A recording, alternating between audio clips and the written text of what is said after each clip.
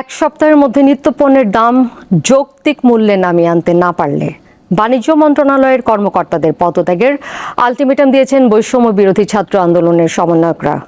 রবিবার জাতীয় ভোক্তা অধিকার সংরক্ষণ অধিদপ্তরের মত বিনিময় সভায় তারা এই হুঁশিয়ারি দেন। নিত্যপণ্যের দামে যখন অতিষ্ঠ সাধারণ ভোক্তা, তখন সরকার বদলের পর পণ্যের দাম নিয়ন্ত্রণে নতুন করে ভাবছেন সবাই। এরই ধারাবাহিকতায় রবিবার রাজধানীর কারওয়ান বাজারে জাতীয় ভোক্তা অধিকার সংরক্ষণ অধিদপ্তরের কার্যালয়ে মতবিনিময় সভার আয়োজন করা হয়, যাতে অংশ নেন বৈষম্য বিরোধী ছাত্র আন্দোলনের প্রতিনিধিরা।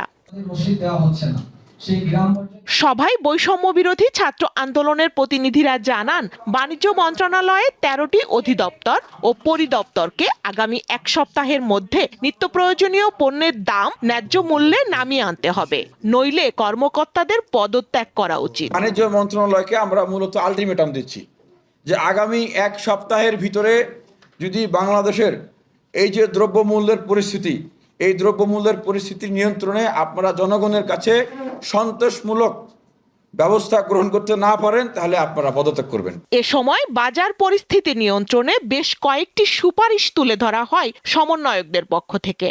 একদম শহর, নগর, বন্দর থেকে শুরু করে পাড়ায় মহল্লায় তারা বাজার মনিটরিং করবে।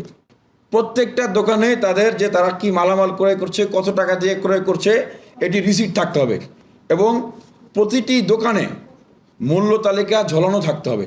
সভায় বাজারে নানা অনিয়মের নথিপত্র ছাত্রদের হাতে তুলে দেওয়ার ঘোষণা দেন ভোক্তা অধিকারের মহাপরিচালক। আমাদের এই নকল ভেজাল পণ্য, ফেক প্রোডাক্ট, শিশু খাদ্য নকল হচ্ছে, অনেক কথা বলেছি, অনেক ডকুমেন্ট আমার কাছে আছে, সেই ডকুমেন্টগুলো তোমাদের হাতে তুলে দেব। শ্যামবাজার থেকে কারওয়ান বাজারে পণ্য আসতে 3টি পয়েন্টে চাঁদা দিতে হয়, তাই সড়কগুলোতে চাঁদাবাজি বন্ধে ভোক্তাদের অভিযোগ শিক্ষার্থীদের খতিয়ে দেখার দাবি জানান তিনি। এই চাঁদাবাজি যদি বন্ধ হয়ে যায়, আমার তো দ্রব্যমূল্যে ইম্প্যাক্ট পড়বে।